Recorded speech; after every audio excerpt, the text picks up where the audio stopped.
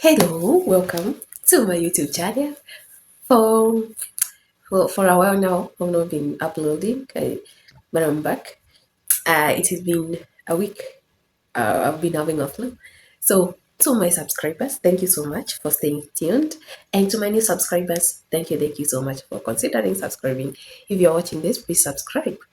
So today, I'm going to again react on Nyabohanse drama.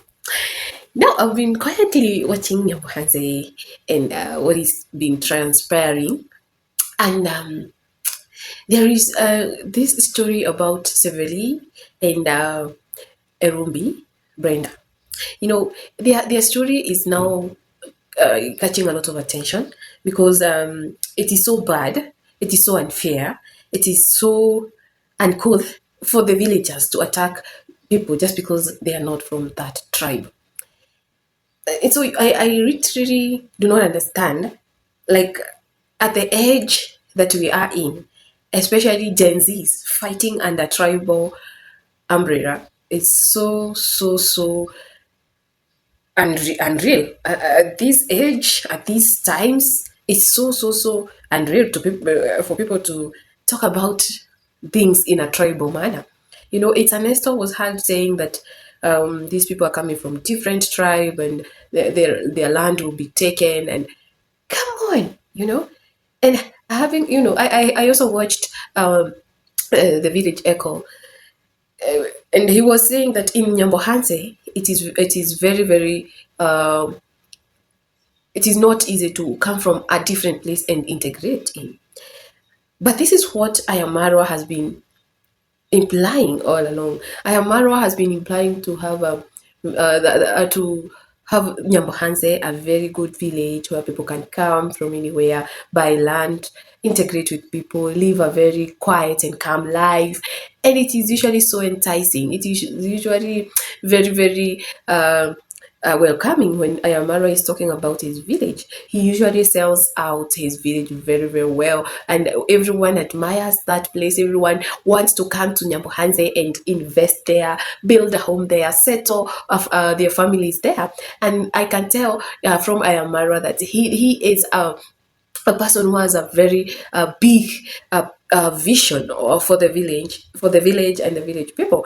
And if everyone is able to see the way he usually sees the whole thing, it will be a very beautiful thing, because that place will develop, that place will have different people will be more open-minded.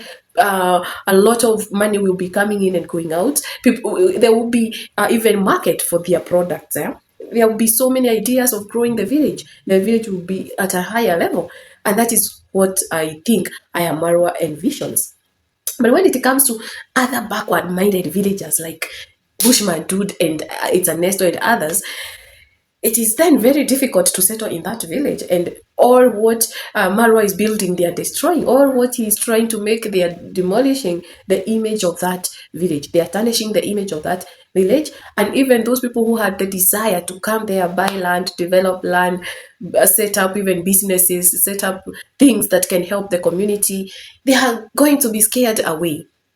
And this is a loss to the villagers themselves, because there are so many idlers in that village. There are so many people who have lost themselves in liquor, not because they want to, but it's because they have nothing to do. And it's because there are not enough opportunity in the village, because basically the villagers there rely on farming alone. And farming alone, it is good, but it cannot sustain them, because even the kind of farming they are doing is subsistence farming, whereby they are just farming things that they will only feed on. They are not adding any value to their farm products. They are not doing any horticultural farming. They're not generating income from the farming that they are doing. And so you find there are people who are very needy. The kids there lack the education opportunity because of the kind of life these people are contacting, because they are not able to pay school fees. They're not able to lead a very good environment for the kids to grow. And you end up seeing people who have a very low level of education. You find the majority either left when they left school in a primary school, in lower primary school, and they never progress. You find that there are people there who marry very young. Young girls get married, like we saw the daughter to the dancing grandma has already a 17-year-old who already has a child. So it is a challenge in the village that you see young girls like Harima already are suffering in marriages. Young people like Moremi are suffering in liquor. Yeah, Matiko, they are struggling. Young people like Brian, young people like Joseph Fresh, they cannot be able to remain in school because there is no money to sustain them while they are in school, you know. And this village is having a lot of struggles compared to other parts of Kenya. I can say that this village somehow it's a bit lagging behind. And we have great people like Ayamarwa who is trying all he can to elevate his village, to build his village, to sensitize the villagers on how to gain something and build their village. He has been trying empowering young people through YouTube, empowering them and showing them the way, showing them how to be entrepreneurs, you know. And this is the way to go. But then you have another group which is totally different, full of jealousy, full of funny like perspective of life, and they're destroying everything. And what they do not know is that they will continue remaining in the same position without progress if they don't open up their mind, you know. So when we look at Severi and Brenda, they are struggling to fit in the village, not because they can't, but just because they come from a different community, and also because they come from a different part of Kenya. This is supposed to be very different, you know. You can buy land anywhere in Kenya and settle and integrate very well. How they are not able to do that is because of unwelcoming villagers like it's Nasto, it's Anesto and Bushman Road. You find you people somebody have leased you land, but they don't want to let you make something out of it. In fact, they are listing that land very expensively. You know, I don't know how big the land is, but 9,000 per season, 18,000 per season is a lot of money. Is a lot of money. And they are not allowed to do it freely. They are not allowed to farm in peace. You see Bushman Road pouring sand on their crops, pouring materials to build on their crops. If he really wanted that, they could have come to an agreement with them to compensate them on the piece of land where he's going to pour the materials and refund their money instead.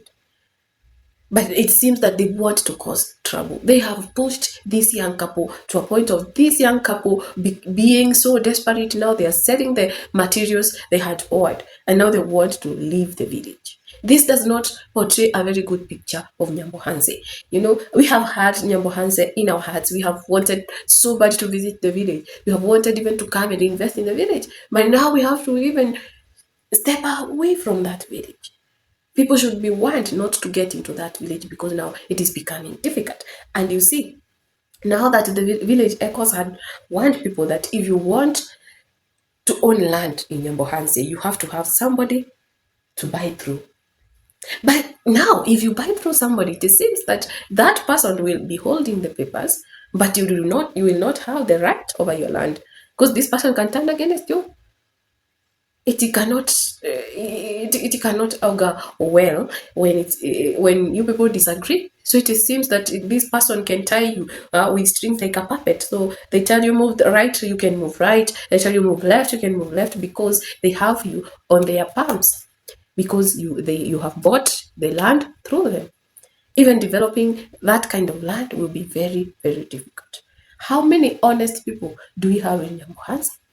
We have Aya Marwa has bought lands for several subscribers, for several foreigners through him, and he says on camera, this land belongs to this person, this land belongs to Willibon, this land belongs to Jamaican grandma, this land belongs to Jamaican uncle, you know.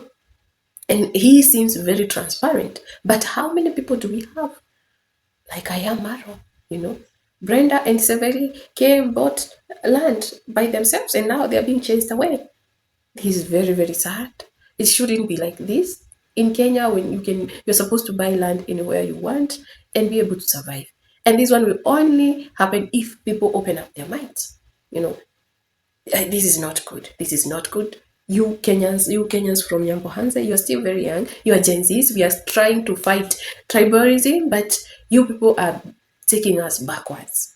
You are not doing good. You're not doing good. Village Echo warned people about buying land. You see, you will not develop. The reason why you find people from my place, you will come and find people who are very, very well developed. The area is so developed. Um, it's because when people buy land, no one disturbs them. As long as you have paid in full, your papers will be given to you and no one will ever disturb you. No one will come telling you get out because you come from a different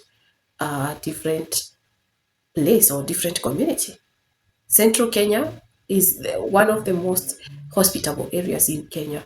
And if you are against that opinion, comment down below and tell me which other parts of Kenya that are very welcoming and you don't hear people because they're from different tribes are being chased away. I've not heard people being chased away in Central Africa, Kenya. And that's it, because we know that when visitors come, they come with good things. When a person comes from anywhere from the world, they will come. Unless you buy from a scammer. Because also here in Central Kenya, we have many scammers. Somebody will sell you land which is not theirs. But if you legitimately buy land in Central Kenya, no one will ever chase you away because you are coming from a different country or because you're coming from a different community. We integrate very well, and that is how we have been able to develop a lot. You'll find that there are so many. Here, you can't hear somebody left school at primary school. It's very rare. Very rare you find a person who left school at primary school, or very rare you find a kid rightly because they do not have school fees. Very rare you find a 17-year-old girl not learned. We have cases, yes, we have cases of young mothers, but not as rampant as I have seen in that area of Kenya. So if we want to develop, my fellow Kenyans from Nyabohanse, please let us stop these fights. If somebody comes and buys land, allow them because they are coming to develop your area. They will come with ideas, different ideas. They will come with different farming ideas. They will come with different ways of life, and you integrate well and embrace each other and live together. This whole earth is not even ours, it's God's. Let us be friendly.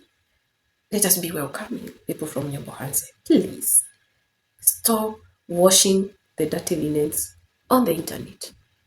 You may think that you're very tough. It's an Esther. You're warning people. You're chasing people away, but you could be chasing your blessings. You could be chasing your blessing. And remember, you cannot eat money from somebody after selling land, and then you occupy that land and expect a blessing from it. You will suffer. I'm not cursing anyone, but I usually know that land things are very, very, very, very tricky. Somebody cries because of that soil, you snatch money from them or you take money from them and think that you will enjoy that land. You are buying a curse for yourself.